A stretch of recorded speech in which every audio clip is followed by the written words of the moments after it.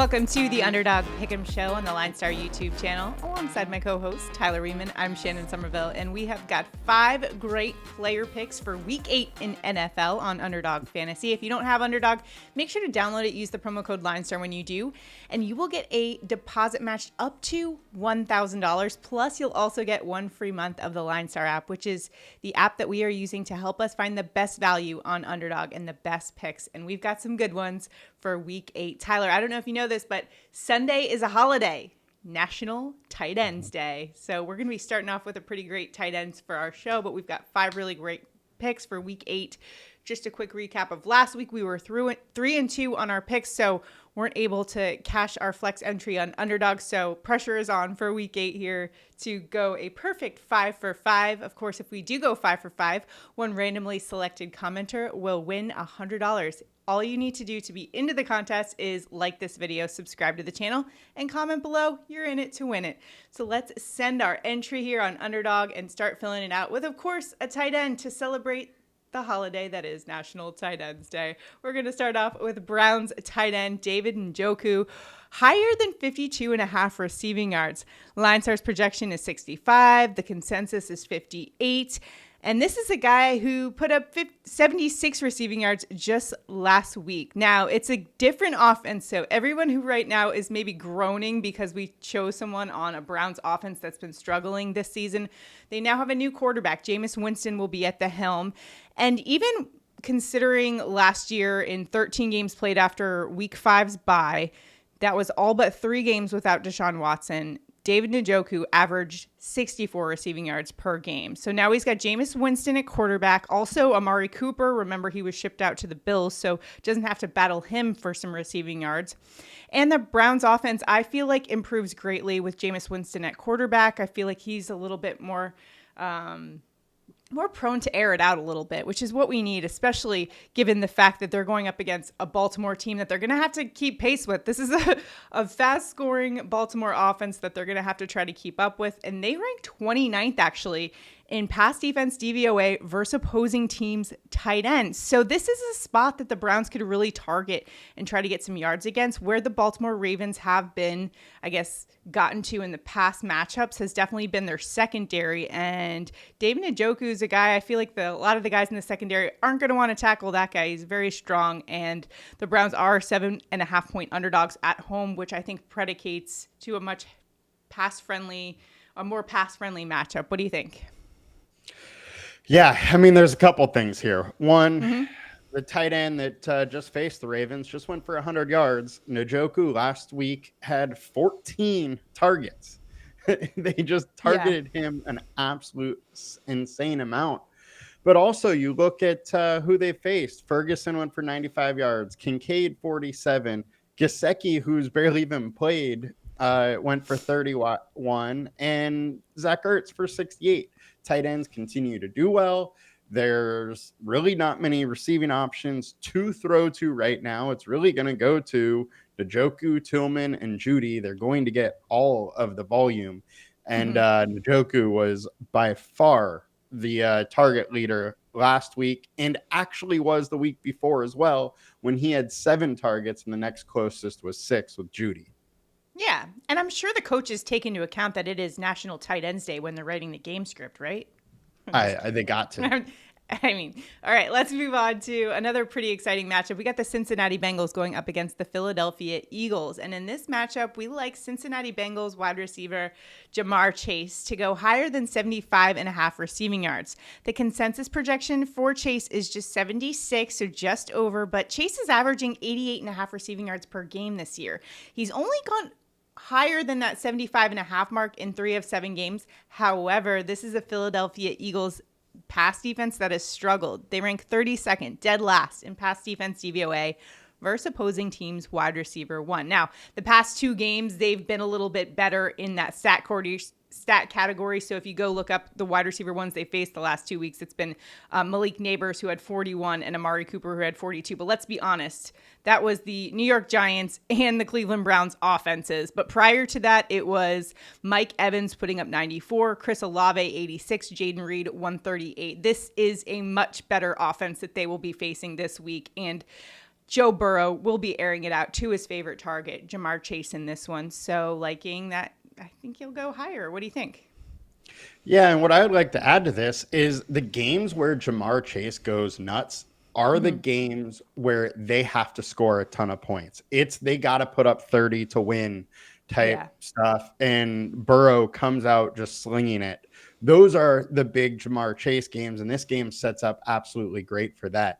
The Bengals coming into the game are probably going to start off very aggressive, and if the Eagles are scoring like they generally do, the Bengals will have to stay aggressive, which just leads to Jamar Chase going nuts. And then also you may want to run back. This game is one where there could be a lot of scoring.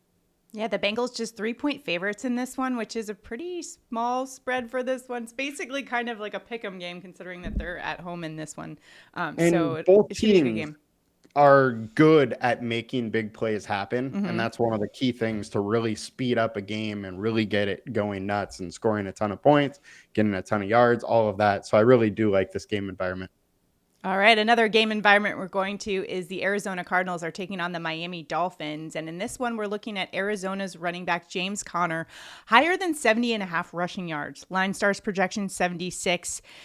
He had 101 last week against the Chargers defense that ranks 12th in rush defense DVOA. And this week, he's going up against Miami, a team that ranks 30th in rush defense DVOA. Now, I feel like JT was out for the Colts last week, so it wasn't really a true indication of how they do against the rush defense. But Ramondre Stevenson, prior to that, put up 89 rushing yards. You had Tony Pollard put up 88, Zach Charbonnet 91, James Cook 78, Tank Bigsby 73. And James Conner is a great running back, and when he gets going, he can put up some serious numbers, and I think this is a good spot for him.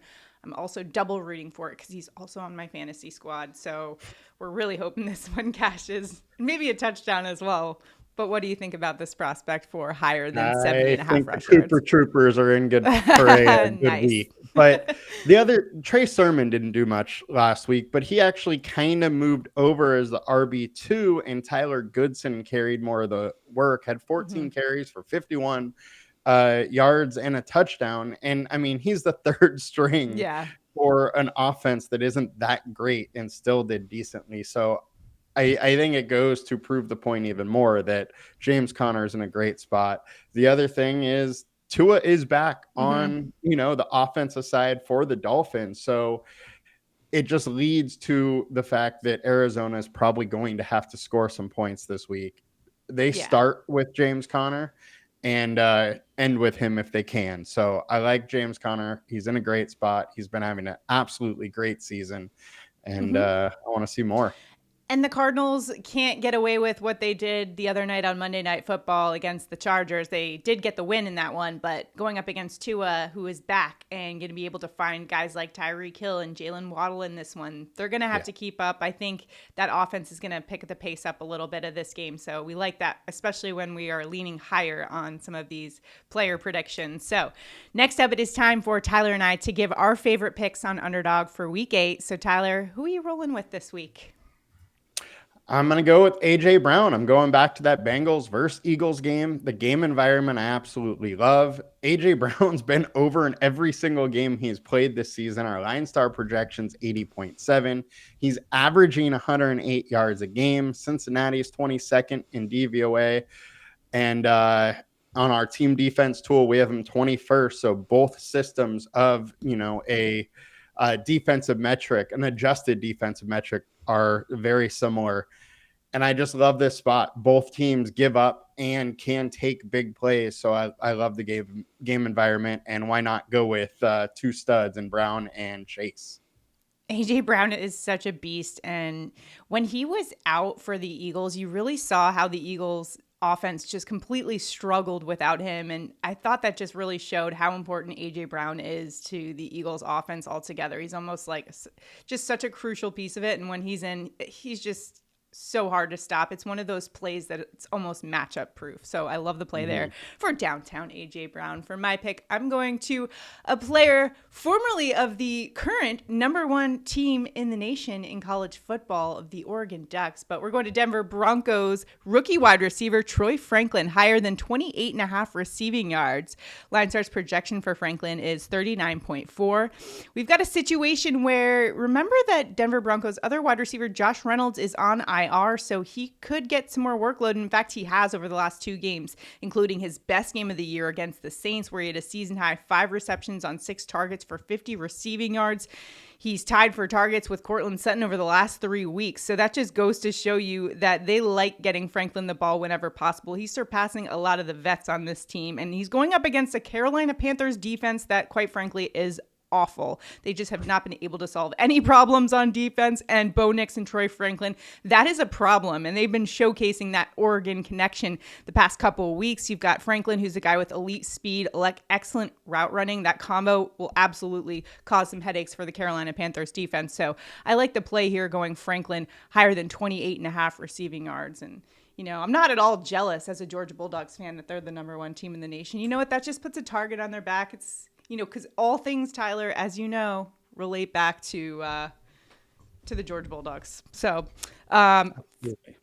Oregon coached by former Georgia Bulldog coordinator Dan Lanning. So, it's all roads lead back to Georgia. We're on a bye week this week, so I can't talk any trash to whoever we're facing. I guess we could start early for the Georgia-Florida game. That's coming up in 2 weeks. But those are some great picks for us on Underdog. I'm starting to get off the rails here, so we'll get back on track here and go over our 5 picks this week on Underdog. We got Njoku, National Tight Ends Day special here, 52.5 receiving yards.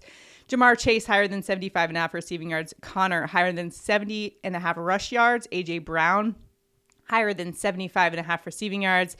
And capping it off with Franklin, higher than 28.5 receiving yards. If you've got any picks for us that you absolutely love for week 8, make sure to drop them in the comments. We're all here to help each other out to win some money on Underdog. And if you do us a huge favor and like this video, subscribe to the channel, comment below, you're automatically entered into our contest.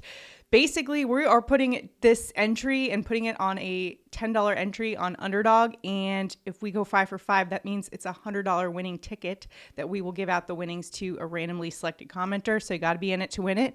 Good luck out there in all of your week 8 fantasy gaming endeavors. Or if you're playing DFS, make sure to also check out Tyler's breakdowns for week 8 from a daily fantasy perspective. Good luck out there. We'll see you guys next time.